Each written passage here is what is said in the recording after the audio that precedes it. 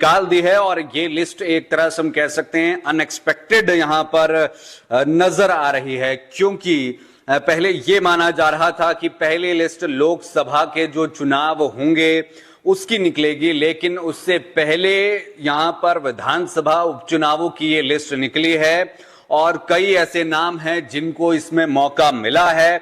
उन नामों को मैं आपके साथ यहां पर अनाउंस करने वाला हूं, बताने वाला हूं कि किन किन को टिकट मिली है, कहां से टिकट मिली है। और कांग्रेस ने यहां पर एक तरह से हम कह सकते हैं कि थोड़ा झटका भी भाजपा को दिया है। झटका इसलिए दिया है क्योंकि सुजानपुर की अगर हम बात करें तो पिछली मर्तबा सुजानपुर से जो भाजपा के प्रत्याशी थे वो थे कैप्टन रणजीत सिंह, और इस बार जो कांग्रेस के प्रत्याशी है वो है कैप्टन रणजीत सिंह। यानी कि बगावत हुई, बगावत भाजपा में जब हुई तो उसका फायदा कांग्रेस ने उठाया और कांग्रेस ने यहां पर कैप्टन रणजीत सिंह को टिकट दे दिया है। कैप्टन रणजीत सिंह ने कुछ दिन पहले लाइव टाइम्स टीवी के माध्यम से भी ये जानकारी साझा करी थी कि भाई हम यदि कांग्रेस उन्हें लेना चाहती है तो वो कांग्रेस में आएंगे और कांग्रेस की तरफ से लड़ेंगे। ऐसे में अभी कुछ दिन पहले वो मल्लिकार्जुन खड़गे से भी मिलने गए थे, राजीव शुक्ला से वो मिलने गए और उन्होंने जहां कांग्रेस का पटका पहना था, कांग्रेस में वो शामिल हुए थे। हमने उसी दिन आपसे कह दिया था कि कुछ खेला होए वाली स्थिति यहां पर लग रही है कि ऐसा हो सकता है कि कैप्टन रणजीत सिंह को कांग्रेस की तरफ से टिकट मिल जाए, क्योंकि ऐसी परिस्थितियों में, इन कंडीशंस में टिकट देना, कहीं ना ऐसी परिस्थितियों में मिलना या पार्टी में शामिल होना कहीं ना कहीं यह अंदेशा देता है कि भाई टिकट दी जा रही है। और फाइनली वो नाम यहां पर निकल करके सामने आ गया है। एक और यहां पर बड़ा जो हम कह सकते हैं थोड़ा सा जिसे कह सकते हैं कि भाई ये चीज देखने में आई है, एक व्यक्ति जो पहले कांग्रेस में थे, बड़े दिग्गज नेता थे और उसके बाद वो भाजपा में चले गए, नाराज होकर के कांग्रेस से नाराज हुए और भाजपा में चले गए। भाजपा में चले गए तो वहां पर भी वो अब नाराज हो गए, उसके बाद फिर कांग्रेस में आ गए। और जब कांग्रेस में आए तो शायद इसलिए आए कि उनसे ये वादा हुआ होगा कि आप कांग्रेस में आ रहे हैं तो आपको हम टिकट देंगे। और मैं बात यहां पर कालिया जी की कर रहा हूं कि इनको यहां पर टिकट मिल चुका है कांग्रेस की तरफ से और गगरेट से कांग्रेस के जो प्रत्याशी होंगे वो होंगे राकेश कालिया।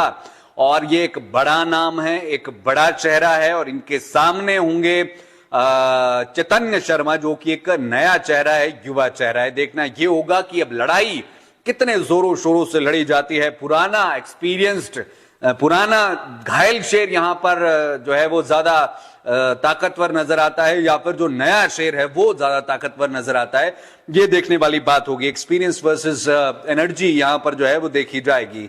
तीसरा जो टिकट है वो उन्हीं का फाइनल हुआ है जिनको सतपाल रायजादा के बिल्कुल अपोजिट साइड पर खड़ा किया गया था। यानी कि कांग्रेस ने जब अपना चुनावी रण जिस समय पर शुरू किया था उस समय पर सबसे पहली रैली ऊना में हुई थी, जिसमें मुकेश अग्निहोत्री भी शामिल थे, उसमें सीएम सुक्खू भी शामिल थे।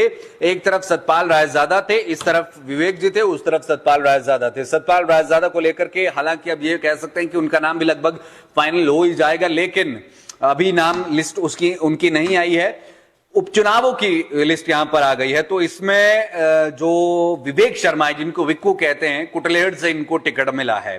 और अब देखना ये होगा कि भुट्टो वर्सेस विवेक शर्मा, कौन इसमें जीतता है कौन नहीं जीतता है। भुट्टो जी का अगर आपको पता होगा तो पहले भाजपा के ये हुआ करते थे, फिर 2017 में कांग्रेस में आए, फिर कांग्रेस ने टिकट दिया, कांग्रेस से वो जीते। उस समय नहीं दिया था 2017 में, लेकिन उसके बाद टिकट दिया और वो जीते और फिर वो भाजपा में शामिल हुए, भाजपा ने फिर से टिकट दिया है।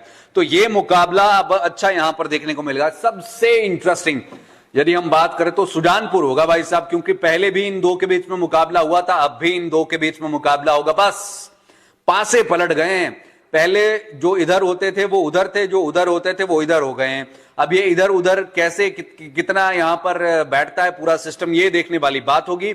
और जैसा कि मैंने आपको बताया कि यहां पर यह देखना होगा कि राजेंद्र राणा या फिर कैप्टन रणजीत सिंह, अल्टीमेटली कौन जीतता है, ये देखने वाली यहां पर बात रहेगी। और काफी ज्यादा इंटरेस्टिंग भी ये रहने वाला है।